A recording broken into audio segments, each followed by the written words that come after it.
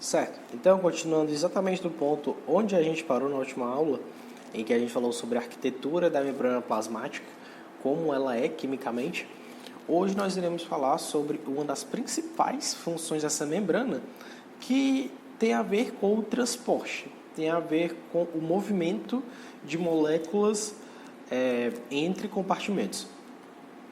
Então, primeiramente, é muito interessante a gente lembrar que a membrana plasmática, ela nada mais é do que uma barreira química que circunda a célula e a separa do seu meio externo. Então, ela seria, se a gente fosse fazer uma analogia, bem similar a uma grande parede, a um grande muro que individualiza uma cidade e que circunda uma cidade, de forma que toda mercadoria que chega a essa cidade ou toda mercadoria que sai dessa cidade tem que passar por essa barreira que a circunda. Então, qualquer molécula que necessariamente entre ou saia da célula deve atravessar a membrana plasmática. E quando eu falo atravessar, é importante que a gente entenda esse atravessar como um processo químico. Essas moléculas devem interagir quimicamente com a membrana plasmática. E a gente vai ver como isso acontece daqui a pouco. Então, antes de qualquer coisa, é importante a gente lembrar a estrutura química da membrana plasmática rapidamente. Essa imagem que eu mostrei para vocês na última aula, mas eu estou mostrando aqui novamente, só para vocês lembrarem que a membrana plasmática, eu já falei, ela é uma barreira que separa a célula do seu meio externo, mas ela é uma barreira principalmente hidrofóbica, uma barreira lipofílica. Por quê? Porque se nós formos olhar o tecido que forma a membrana plasmática, esse tecido, entre aspas, ele é principalmente de lipídios, que, embora sejam fosfolipídios, a maior parte da área dessa membrana é formada pelos ácidos graxos que formam esses fosfolipídios. Então, a membrana plasmática ela é uma estrutura predominantemente hidrofóbica. Logo, isso vai ter um impacto enorme no movimento de moléculas para dentro ou para fora dessa membrana, já que qualquer molécula que entre na célula ou saia da célula deve atravessar essa barreira hidrofóbica, que é a membrana plasmática. Então, primeira coisa que nós temos que falar, ao falar sobre o transporte de membrana, é nós fazermos a seguinte consideração. As moléculas, elas simplesmente atravessam a membrana plasmática? Ora, eu já dei uma ideia para vocês agora há pouco. Eu disse que esse atravessar significa interagir quimicamente. Então, se nós formos fazer uma esquematização de como ocorre essa passagem em diferentes tipos de moléculas, nós poderíamos ter isso aqui.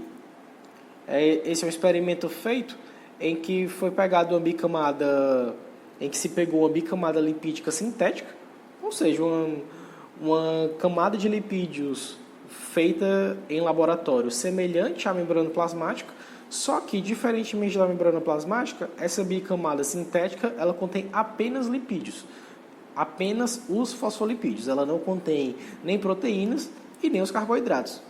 Então, se essa bicamada sintética separar dois meios, o que é que nós podemos observar? Nós podemos observar que moléculas hidrofóbicas, ou seja, moléculas apolares, moléculas que não interagem bem com a água, passam tranquilamente por essa membrana. Vejam que essa membrana está separando dois lados. E o que nós queremos ver aqui é se essas moléculas que estão do lado esquerdo passam para o lado direito com facilidade ou não. Então, moléculas hidrofóbicas, como gases, lembrando que gases são principalmente diatômicos, né? Sendo diatômicos e formado pelo mesmo, no caso do N2 e do O2, formados pelo mesmo átomo em dose dupla, logo o momento vetor de polo deles vai ser igual a zero, o que, consequentemente, vai caracterizá-los como moléculas apolares. Mesma coisa o CO2, que embora ele seja triatômico, né, mas o vetor de polo dele é igual a zero, a resultante, logo a molécula apolar. Então, nós podemos ver aqui o que? Moléculas apolares atravessam tranquilamente a membrana plasmática. Outro exemplo seria os hormônios esteroides. Lembrem que esteroides, lipídios apolares. Logo, hormônios de natureza lipídica também atravessam facilmente a membrana. Isso faz sentido químico? Completamente, gente. Como eu acabei de falar, a membrana plasmática ela é principalmente hidrofóbica.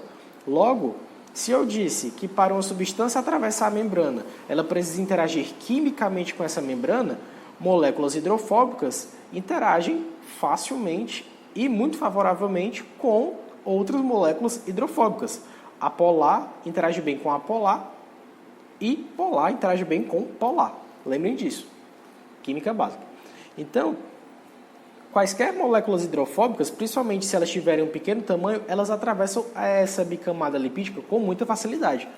Então, nas nossas células, todas essas substâncias, oxigênio, gás carbônico, nitrogênio molecular, se fosse o caso, que não chegasse a muito o caso, mas hormônios esteroides, todas essas substâncias, elas atravessam a membrana facilmente.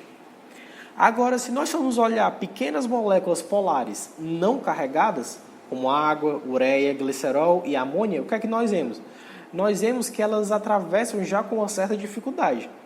Nesse caso, apenas a água ultrapassa mais facilmente, mas já a ureia, glicerol e amônia, que são moléculas polares, se nós analisarmos a estrutura química delas, nós vamos ver isso com muita clareza, elas já não atravessam tão bem assim.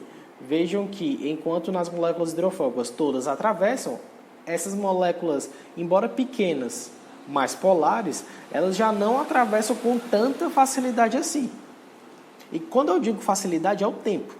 Então, se a gente deixar por tempo suficiente, todas as moléculas vão atravessar. Mas em tempo hábil, para que a vida seja mantida, que é o que a gente está analisando aqui, essa classe de moléculas não atravessa com facilidade. E se a gente olhar já moléculas grandes, ainda polares, mas ainda não carregadas, como glicose e sacarose, que são moléculas grandes e polares, é mais difícil ainda para elas atravessarem. Vejam aqui, que a maior parte não atravessa. Então, vocês podem entender como dessa forma, se ficar mais fácil. As moléculas hidrofóbicas, de 10 moléculas que estão do lado de fora, 10 passam para o lado de dentro. Das pequenas moléculas polares não carregadas, de 10 que estão do lado de fora, 4 passam para o lado de dentro. E já nessas grandes moléculas polares não carregadas, de 10 que estão fora, 2 só passam para dentro. E no caso dos íons, eles são completamente, a membrana é completamente impermeável a esses íons. A membrana lipídica sintética, que é só de fosfolipídios. Então, eles não ultrapassam de forma alguma. Então, de 10 íons que estão do lado de fora, 0 íons passam para o lado de dentro, se a gente for fazer essa analogia. Dessa forma, com base nisso, a gente já pode provar uma das características cruciais da membrana plasmática, que é o quê? Ela é seletivamente permeável. Ela permite a passagem de algumas substâncias e não permite a passagem de outras substâncias. E isso tem uma relevância biológica imensa, porque o meio interno da célula precisa ter uma composição química característica diferente do seu meio externo.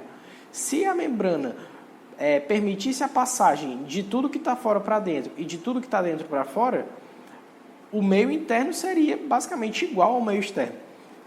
E não teria como haver vida dessa forma, portanto. Então, a célula ela precisa absorver nutrientes, oxigênio, regular a concentração de sais minerais e tudo mais. Mas a gente viu que certas substâncias, principalmente as substâncias polares e substâncias um pouco maiores, elas não atravessam com facilidade essa membrana plasmática. Então, de que forma a membrana plasmática consegue transportar essas substâncias polares e substâncias relativamente grandes? Porque é só a gente saber. A gente sabe muito bem que uma célula ela precisa importar glicose, ela precisa importar aminoácidos, ela precisa importar lipídios, então ela precisa importar nucleotídeos. Então, é muito importante que a célula consiga transportar essas substâncias de natureza mais polar. Então, como é que ela faz isso se a membrana plasmática dela é principalmente apolar, é principalmente hidrofóbica? A estratégia que as membranas plasmáticas usam, portanto, é utilizar proteínas de transporte. Então, aquelas proteínas que a gente viu na arquitetura da membrana plasmática, muitas delas atuam principalmente permitindo o transporte dessas moléculas que não conseguem atravessar a bicamada de lipídios. Dessas moléculas principalmente polares e dessas moléculas relativamente grandes. Então, essas proteínas de transporte elas são utilizadas para permitir a passagem de moléculas que não interagem diretamente com a bicamada lipídica. Elas são, portanto, uma estratégia importantíssima para permitir a passagem dessas moléculas não lipídicas. E quando a gente observa essas proteínas de membrana, nós vemos que tem duas classes principais delas, que nós chamamos de proteínas do tipo canal e proteínas do tipo carreadoras, ou permeases. Então, vamos ver primeiramente as proteínas carreadoras. Elas têm, tanto as proteínas carreadoras quanto as proteínas do tipo canal, elas têm algumas características que as diferenciam um pouco, que é importante a gente saber. Certo? Então, as proteínas carreadoras ou permeases, elas têm em mente uma coisa, elas vão funcionar de forma bem similar a enzimas. Como assim? Vamos observar aqui um transportador importantíssimo, que é o transportador chamado de GLUT. O transportador GLUT,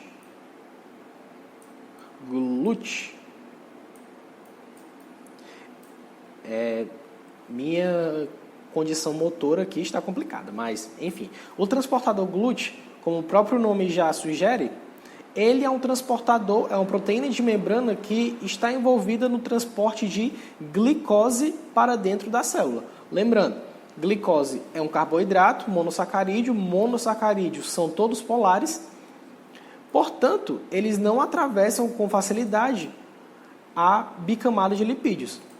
Eles precisam atravessar essa membrana plasmática de outra forma. Eles atravessam como? Por meio de proteínas carreadoras. Então, essa proteína, o que é que ela vai fazer? Essas proteínas carreadoras, elas têm um sítio de ligação, que é similar ao sítio ativo de enzimas, onde as moléculas se ligam. Então, aqui está o exterior da célula e aqui está o interior da célula. Esse é o principal processo de absorção de glicose por meio da grande maioria das células. Esse transportador ele é expresso quase que ubiquamente no corpo humano. Então, não só no corpo humano, né? Mas enfim. Então, quando a glicose ela tem que entrar na célula, o que acontece? A glicose ela entra num sítio dessa proteína. Quando ela entra num sítio dessa proteína, sítio esse que só está aberto para a face extracelular, ela se liga nesse sítio. Esse sítio sofre uma conformação estrutural, uma mudança de conformação estrutural, permitindo com que se abra uma parte no interior da célula, permitindo então que a glicose seja colocada para dentro. Então, é basicamente como se fosse, a palavra está me faltando agora, mas daqui a pouco eu me lembro. Mas é bem simples. Então, a glicose ela vai se ligar, ou qualquer outra molécula, mas nesse caso a gente está usando como exemplo a glicose. A glicose ela se liga a esse sítio de ligação, que só está aberto para o meio externo da célula. Quando ela se liga, essa proteína sofre uma mudança de conformação estrutural, fazendo com que agora esse sítio de ligação se abra para o meio interno, liberando a molécula de glicose. E quando ela libera a molécula de glicose para dentro da célula, essa proteína volta à sua conformação original, permitindo com que ela pegue outras moléculas de glicose fora da célula e coloque para dentro. Então, as características principais desses tipos de transportadores é o quê? Que eles sofrem mudança conformacional quando interagem com o seu ligante e que também, uma coisa importantíssima para vocês terem em mente é que eles são saturáveis. O que é que isso significa? Significa que à medida que eles vão se tornando ocupados, os carreadores presentes na membrana, se todos os carreadores presentes na membrana forem ocupados pelos seus respectivos substratos, se for adicionado mais substrato, a velocidade de transporte não aumenta. Então, com isso, vocês devem lembrar o que? De enzimas. As enzimas, elas têm uma velocidade máxima, a partir da qual toda a quantidade de enzimas de uma determinada solução está interagindo com um substrato. Então, não importa quanto mais substrato a gente coloque ali, todas as enzimas, todos os sítios ativos daquela solução já foram ocupados. Então, a velocidade de formação de produto não vai aumentar. Aqui é a mesma coisa, que a gente pode analisar por esse gráfico, em que no eixo Y está a velocidade de difusão, que é a velocidade de transporte da molécula para dentro da célula, e aqui a concentração do substrato do transportador. Então, vamos supor que nós temos 10 transportadores GLUT na membrana. Se só tiver uma molécula de glicose, ele vai ter uma velocidade baixa. Nesse caso, velocidade tem a ver com o quê? A quantidade de moléculas de glicose que está sendo colocada para dentro da célula. Então, se eu vou subindo essa quantidade, ou seja, de uma molécula de glicose para 2, para 3, para 4, a quantidade de glicose dentro da célula vai aumentando cada vez mais. Por quê? Porque eu tenho 10 transportadores disponíveis na minha membrana. Se eu colocar 9 moléculas de glicose, eu ainda tenho um transportador sobrando, né? Que eu dei esse exemplo de 10. Mas se eu colocar 10 moléculas de glicose, a velocidade de transporte da glicose para dentro da célula chega no valor máximo. Por quê? Porque a partir desse momento, nesse meu exemplo, os 10 transportadores estão com seus sítios ocupados. Então, se houver mais glicose fora da célula, isso não vai interferir na entrada dela para dentro da célula, porque todos os sítios de ligação desse transportador já foram ocupados pela glicose presente. Então, a única forma de voltar a aumentar a velocidade seria colocar mais proteínas de membrana carreadoras para a glicose na membrana. Então, apenas com esse caso, a velocidade tenderia a subir novamente. Mas, num caso normal, é isso que significa dizer que o transporte é saturável. Ele chega num valor máximo de acordo com a quantidade de sítios de ligação ocupados pelo seu determinado substrato. Então, como eu já falei aqui, são saturáveis. Então, essas proteínas carreadoras ou permeases, elas têm diferentes tipos, de acordo com o substrato que está sendo transportado.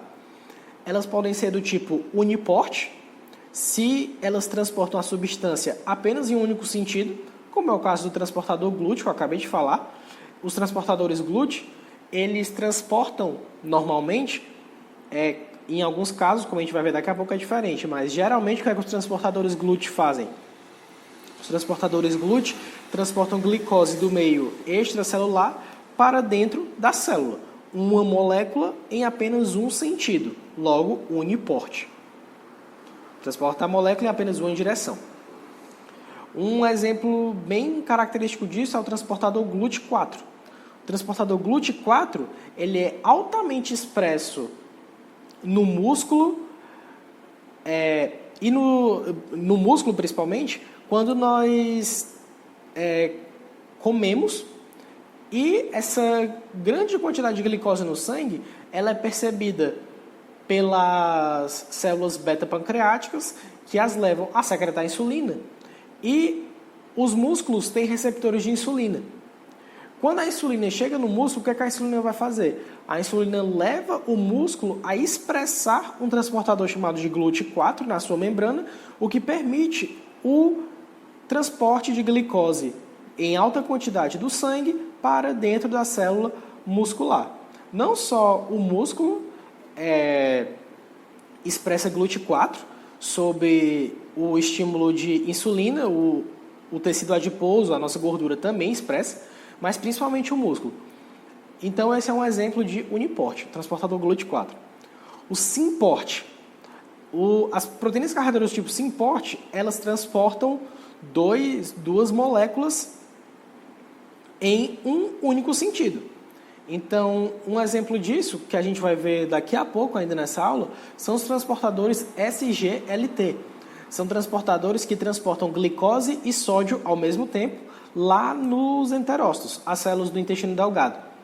E também estão presentes em células que revestem os túbulos renais. E tem também os transportadores antiportes, que transportam também duas substâncias, mas em sentidos opostos. Enquanto uma substância entra na célula, enquanto essa substância entra, o transportador coloca outra substância para fora da célula. Então, tendo visto as proteínas do tipo carreadoras, agora a gente vai ver as proteínas do tipo canal. Elas são um pouco diferentes. Então, as proteínas do tipo canal, assim como as proteínas carreadoras, também elas precisam de estímulos para se abrirem, ou seja, elas precisam de um determinado estímulo para que elas interajam com a sua determinada molécula que ela vai colocar para dentro ou para fora da célula. E por meio disso nós temos diferentes tipos de canais. Mas qual é a principal característica de uma proteína do tipo canal? Quando ela é aberta, ela forma um poro, como vocês podem ver aqui, onde eu estou marcando. E esse poro, ele permite a passagem de substâncias, como vocês estão vendo aqui. E essas substâncias são principalmente íons. Então, esse poro é um poro hidrofílico, pelo qual os íons que estão fora da célula passam para dentro, ou pelo qual alguns íons que estão dentro da célula passam para fora. Então, existem diversos tipos de proteína do tipo canal que podem ser estimulados nas mais diversas formas. Um exemplo aqui, vejam que nesse caso o canal está fechado e uma determinada molécula chamada de estimuladora, ela se liga a um sítio de ligação nesse canal proteico. Quando ela se liga nesse sítio, esse canal sofre uma mudança de conformação que permite a entrada de íons. Botem isso na cabeça de vocês. Proteína do tipo canal transporta principalmente íons, potássio, cálcio, sódio, e geralmente é um tipo específico de íon. Então a gente tem os chamados canais de sódio, a gente tem os canais de potássio, a gente tem os canais de cálcio e por aí vai. Então, uma característica dos canais é que eles interagem de forma menos específica com o soluto do que as proteínas carreadoras. Lembrem que as proteínas carreadoras, elas lembram enzimas. Então, elas interagem de forma bastante específica com o seu soluto para transportá-lo. No caso dos canais, essa interação é principalmente mediante interações eletrostáticas entre os íons e esse poro hidrofílico que se forma quando o canal está ativado, quando o canal está aberto. E em relação à molécula que ativa, a origem de ativação do canal, esse canal pode ser classificado de diversas formas. Pode ser um canal regulado por ligante, que é esse caso, uma molécula se liga no canal e abre ele. Pode ser um canal regulado por voltagem, em que dependendo do potencial elétrico da célula, isso vai estimular a abertura desse canal proteico. Pode ser um canal regulado mecanicamente, e por aí vai. Então, um exemplo disso que eu acabei de falar aqui, de um canal regulado por ligante, que é esse exemplo da imagem, são os receptores de acetilcolina no nosso músculo. Então, quando o nosso músculo esquelético recebe um estímulo de um nervo motor, o que é que acontece? Esse nervo motor libera um neurotransmissor chamado de acetilcolina, que seria essa molécula estimuladora. E essa acetilcolina, o receptor dela é um canal de sódio, que antes dela se ligar está fechado. Então, sem acetilcolina, o canal de sódio está fechado.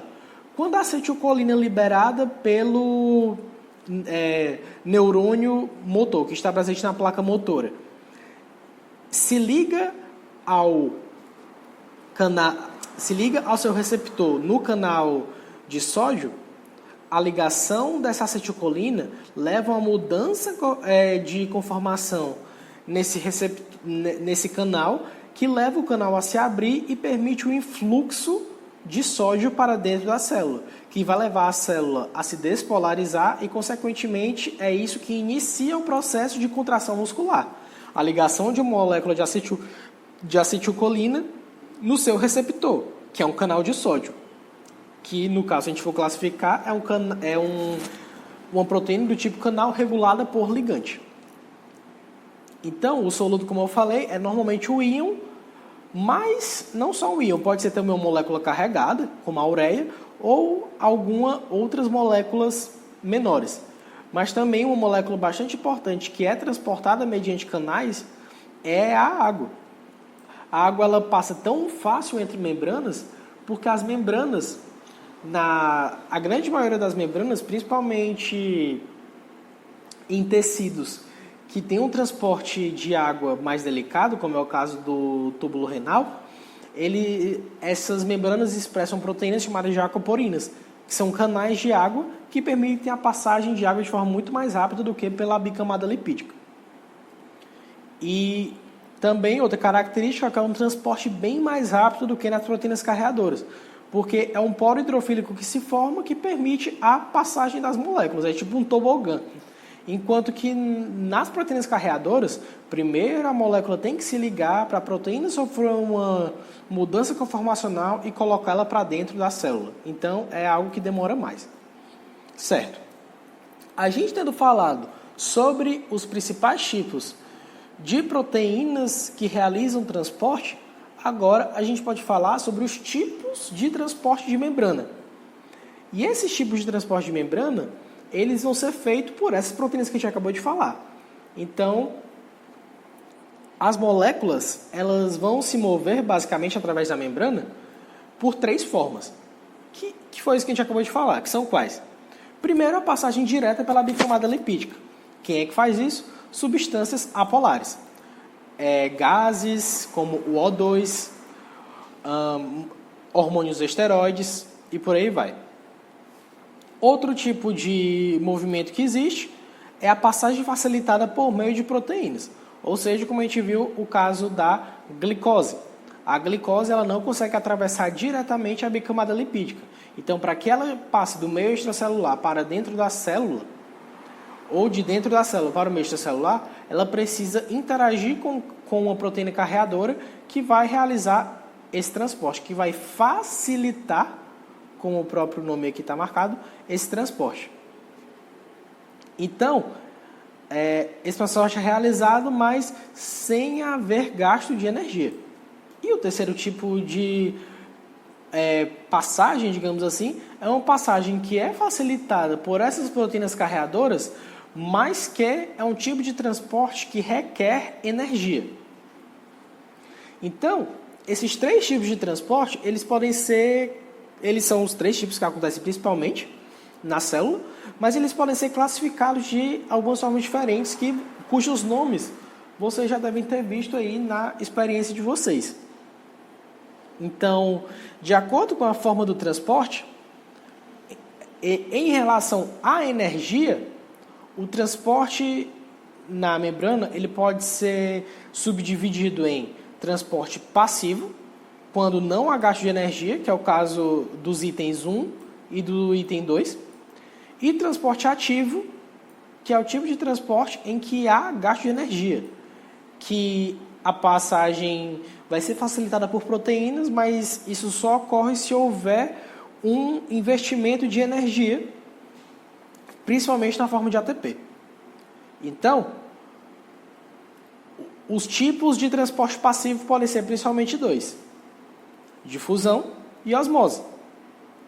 Enquanto que os tipos de transporte ativo vão ser também principalmente 2: transportes ativos do tipo bombas, ou transporte, que é o que a gente chama de transporte ativo primário, ou um transporte ativo que a gente chama de transporte ativo secundário, que é realizado por transportadores acoplados ou cotransportadores, que são aquelas proteínas carreadoras simportes ou antiportes. A gente vai ver isso daqui a pouco. Então, vamos ver cada um desses tipos de transporte. Falar primeiramente sobre a difusão, que é o tipo de transporte mais simples que tem. Então, o que é a difusão? A difusão, ela nada mais é do que um tipo de transporte passivo, onde é um transporte passivo aleatório de moléculas, onde existe a tendência de moléculas passarem de onde elas estão mais concentradas, ou seja, em maior quantidade, por onde elas estão em menor quantidade, ou seja, menos concentradas. Então é aquele exemplo que a gente deu. Se a gente tiver 100 moléculas do lado de fora de glicose e 5 moléculas do lado de dentro, qual vai ser a tendência? A tendência vai ser que essa glicose passe para dentro da célula. Por quê? Porque ela está mais concentrada fora da célula, onde tem 100 moléculas, do que dentro, onde só tem 5 moléculas. Então, esse transporte, que é a difusão, ele ocorre no sentido de regiões de alta concentração para regiões de baixa concentração. É o que a gente chama de um transporte a favor do gradiente de concentração. O que seria esse gradiente de concentração ou gradiente químico? Justamente isso. As moléculas tendem a ir de onde elas estão mais concentradas, em maior quantidade, para onde elas estão em menor quantidade. Ora, gente, por favor, é só vocês lembrarem dos ônibus. Qual é a tendência quando o ônibus está absolutamente entupido, absolutamente lotado? A tendência é que as pessoas faltem pular uma por cima das outras para saírem daquele ônibus, para ficarem mais livres de contato humano. Então, é o mesmo exemplo. Sempre que a difusão, ela sempre vai se dar nesse sentido, de regiões de mais alta concentração da molécula para regiões de mais baixa concentração. E ela pode acontecer tanto diretamente, através da bicamada lipídica, como é o caso das moléculas apolares. Então, o maior exemplo disso é o oxigênio. A grande maioria das células do nosso corpo, se não todas, mas a grande maioria mesmo, para elas funcionarem, elas precisam de oxigênio. O oxigênio, ele sempre está em maior quantidade fora da célula do que dentro da célula. Porque, à medida que o oxigênio entra na célula, ele já vai direto para a mitocôndria para ser utilizado. E à medida que ele é utilizado, a concentração do oxigênio dentro da célula vai diminuindo. Então, a concentração do oxigênio dentro da célula é sempre baixa, porque a célula está constantemente utilizando oxigênio. Enquanto a concentração de oxigênio fora da célula sempre vai ser mais alta do que dentro dela. Logo, o sentido de transporte do oxigênio é sempre de fora da célula para dentro da célula, atravessando a bicamada lipídica, já que o oxigênio é apolar, ele é hidrofóbico. Mesma coisa o CO2. À medida que a respiração celular vai acontecendo, o oxigênio vai sendo utilizado, sendo reduzido até água, e o CO2 vai sendo formado, o CO2 ele vai se acumulando dentro da célula e vai sendo exportado para fora da célula. Porque o CO2 ele sempre vai estar em maior concentração dentro da célula do que fora dela. Então, a tendência do CO2 é, por difusão, sair da célula atravessando a bicamada de fosfolipídios. Sendo que isso, quando nós falamos apenas de difusão de moléculas não carregadas eletricamente, como a glicose, como aminoácidos eletricamente neutros, lipídios, gases, a única coisa que importa é o gradiente químico, ou seja, onde tem maior quantidade dessa molécula e onde tem menor quantidade. Agora, quando a gente fala de íons, o negócio é um pouco diferente. Os íons, a difusão deles vai se dar por meio de um gradiente que a gente chama eletroquímico. O que é isso? É um gradiente elétrico e um gradiente químico. Então, a força, digamos assim, que impulsiona a difusão dos íons é o quê? Tanto a diferença de concentração quanto a diferença de carga. Por exemplo, o meio interno da célula tende a ser mais negativo do que o meio externo, que tende a ser mais positivo.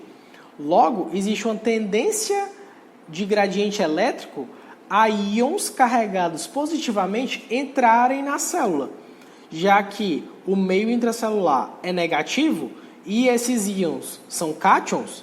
Logo, se cargas opostas se atraem, vai existir esse gradiente elétrico que favorece o transporte. Mas, para que o íon seja devidamente transportado para dentro da célula, além do gradiente elétrico, precisa do gradiente químico, que é o que? A diferença de concentração. Então, se, por exemplo, um canal de sódio esteja aberto na membrana plasmática, o sódio ele sempre está em maior concentração fora da célula do que dentro. Então, se um canal de sódio está aberto, o sódio entra na célula a favor de um gradiente eletroquímico. Por quê? Porque o sódio vai passar de onde ele está em alta concentração, que é fora da célula, para dentro, e ele vai passar para um meio que está carregado negativamente. E lembre que o sódio é carregado positivamente. Então, existe tanto a tendência elétrica quanto a tendência química à entrada do sódio, que é diferente no caso do potássio. Lembre que o potássio está presente principalmente em maior quantidade dentro da célula. Então, e o potássio ele é carregado positivamente. Só que, diferentemente do que acontece com o sódio, se um canal de potássio estiver aberto na membrana, existe a tendência a favor de um gradiente químico para o potássio sair da célula. Por quê? Porque o potássio está mais concentrado dentro do que fora. Logo, ele vai sair através desse canal por difusão. Mas ele sai contra um gradiente elétrico. Por quê? Porque fora da célula é mais carregado positivamente. E o potássio também é carregado positivamente. Então, embora haja um gradiente químico que favoreça a saída do potássio, existe um gradiente elétrico que dificulta um pouco a saída do potássio. Então é muito importante que vocês tenham isso em mente.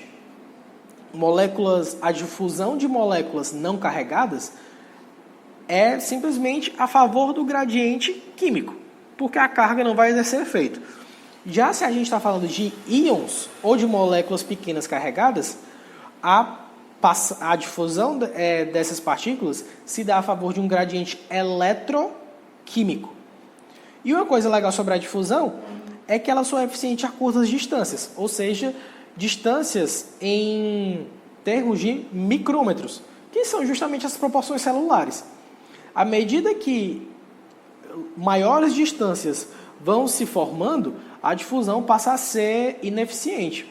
Para vocês terem ideia, se uma molécula fosse transportada por difusão, ou seja, por transporte aleatório a favor de um gradiente de concentração, em cerca de 1 metro, isso levaria dezenas de anos para acontecer, aproximadamente 30 anos para uma molécula ser transportada por difusão numa distância de 1 metro, que é basicamente, vamos supor, algo que a gente, dependendo do seu tamanho, obviamente, uma molécula de glicose que você acabou de absorver na sua alimentação, para ela chegar até uma célula que forma o seu dedo mindinho.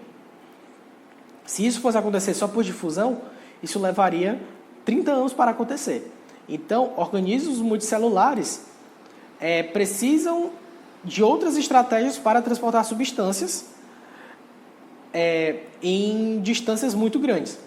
Mas a níveis celulares, ou seja, da célula para o meio extracelular e do meio extracelular para os vasos sanguíneos, o transporte se dá principalmente por difusão.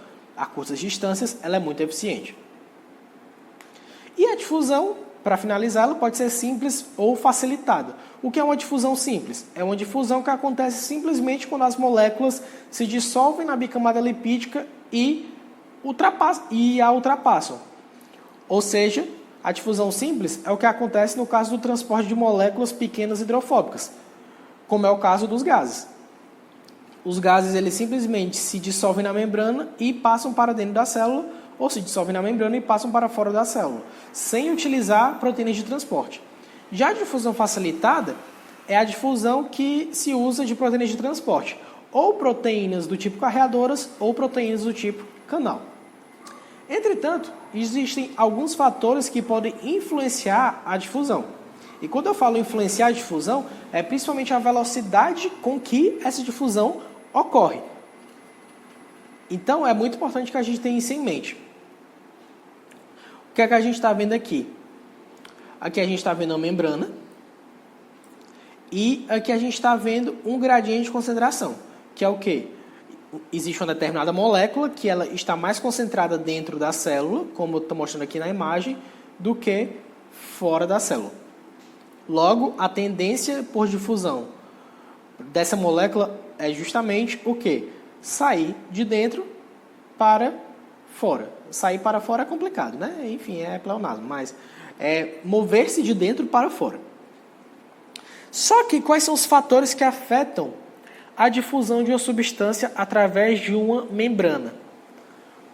A área da membrana é um desses fatores. Ou seja, quanto maior a área da membrana, mais fácil, mais rápido uma molécula vai se difundir por essa membrana.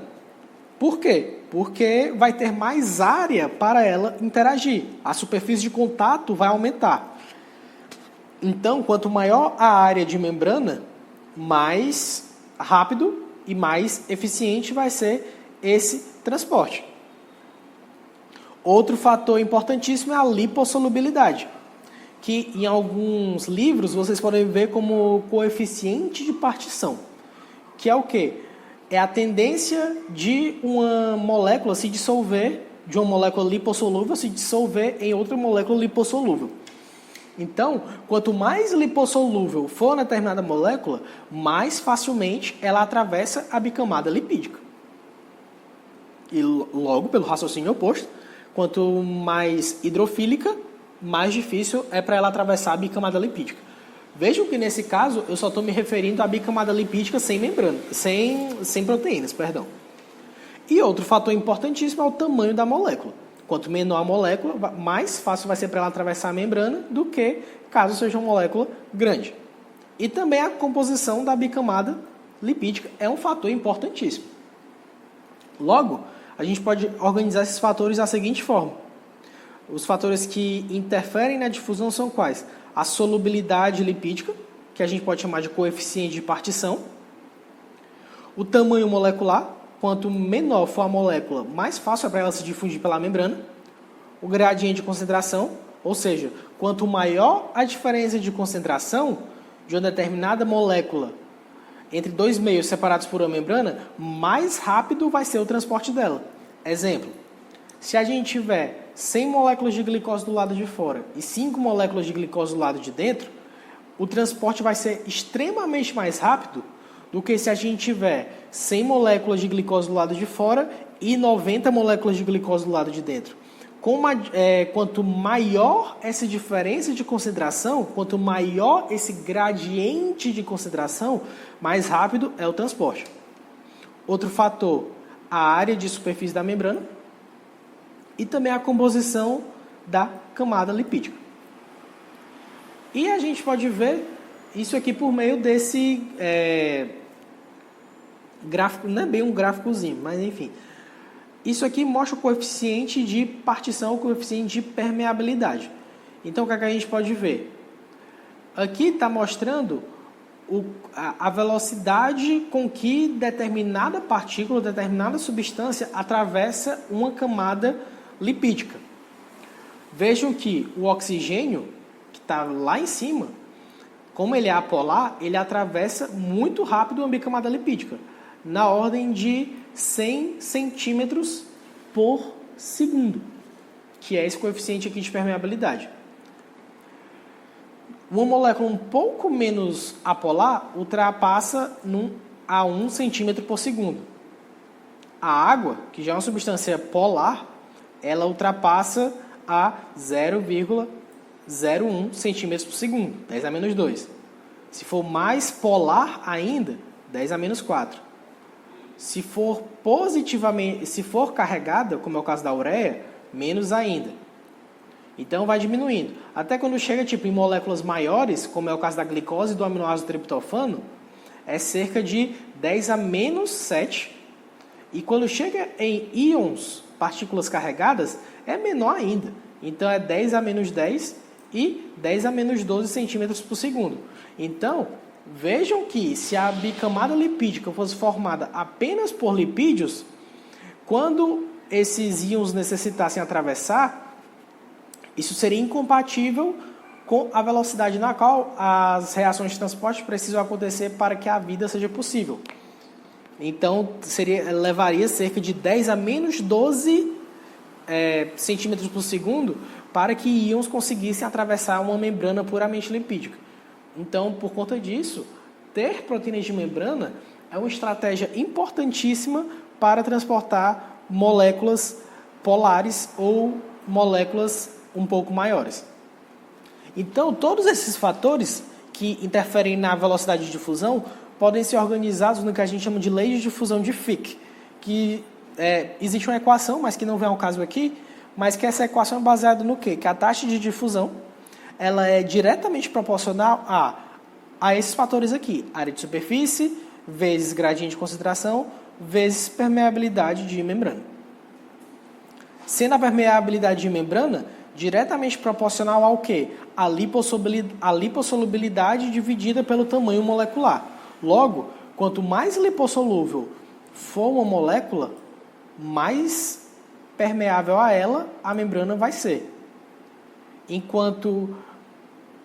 Quanto maior for o tamanho molecular, já que aqui está no denominador, menor vai ser a permeabilidade da membrana a essa molécula, quanto menor for o tamanho molecular e maior a lipossolubilidade, maior vai ser a permeabilidade de membrana a essa determinada molécula. Então, aqui, para organizar para vocês isso que a gente acabou de falar, existe os transportes passivos e ativos. E dentre os transportes passivos, em que é principalmente a difusão e a osmose, que a gente vai falar daqui a pouco. A difusão ela pode ser difusão simples e pode ser uma difusão facilitada. A difusão facilitada, como nós acabamos de ver, ela é facilitada por proteínas, ou do tipo canal ou do tipo carreadores.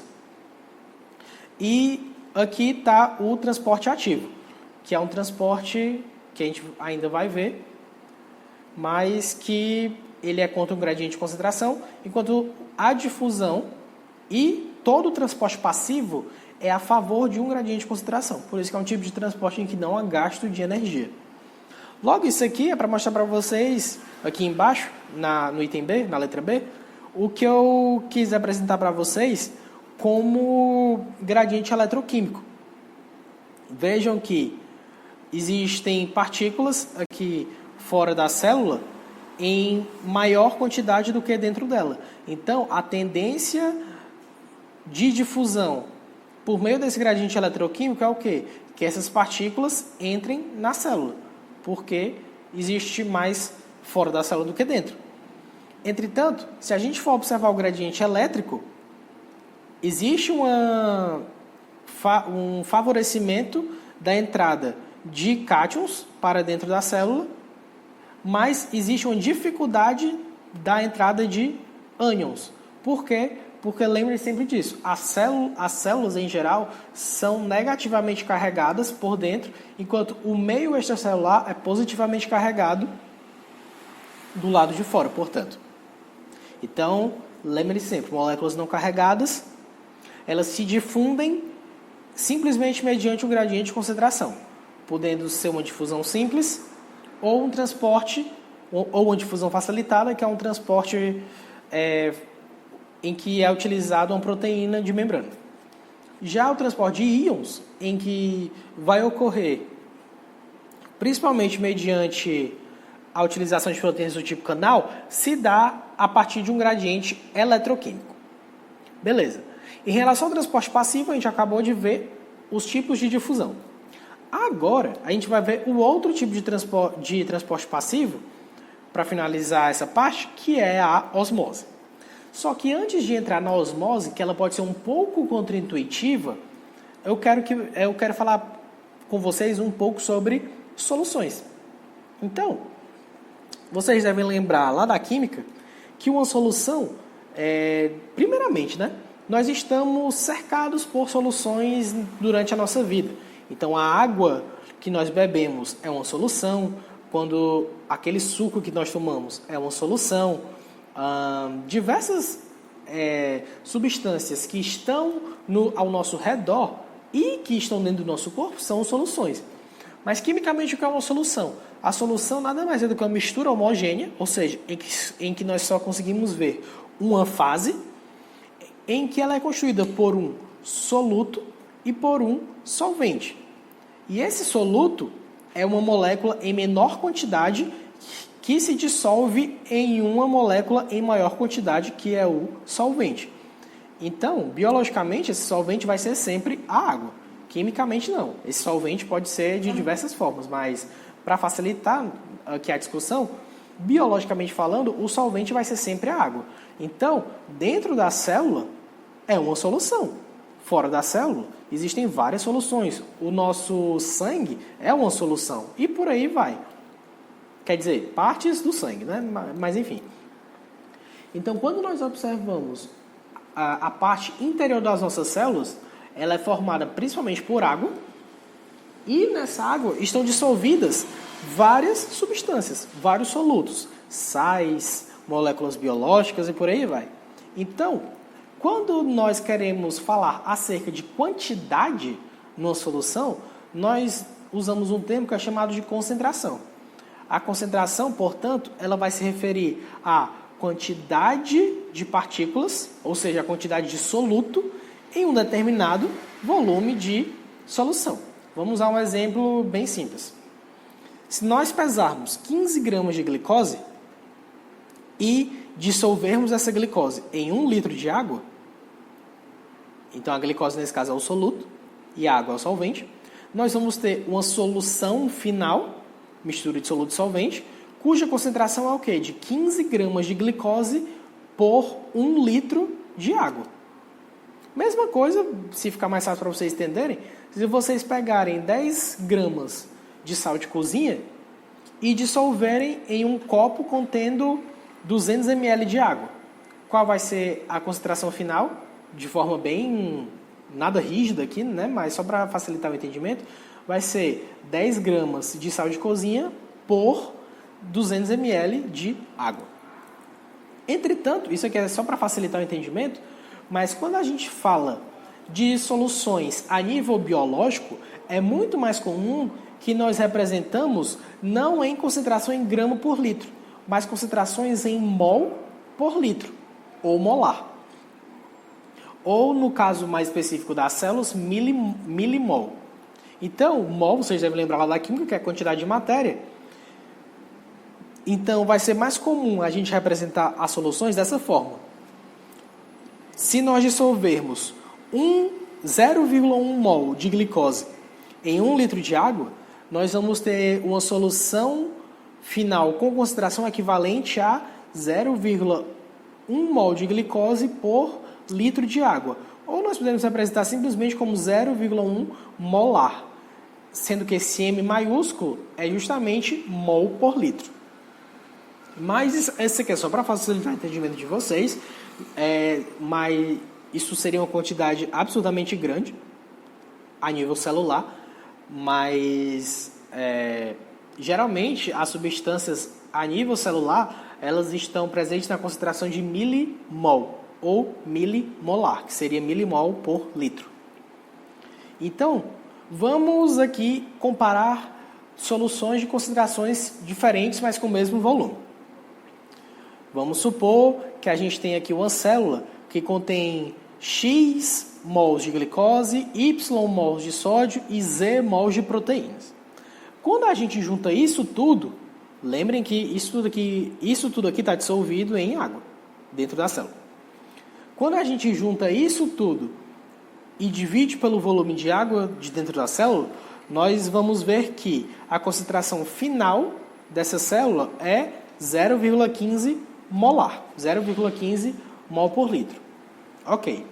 Se nós pegarmos uma outra célula e analisarmos, nós podemos ver que ela vai ter o dobro dessas quantidades. Então, essa segunda célula vai ter 2 vezes a quantidade de glicose, 2 vezes a quantidade de sódio e 2 vezes a quantidade de proteínas.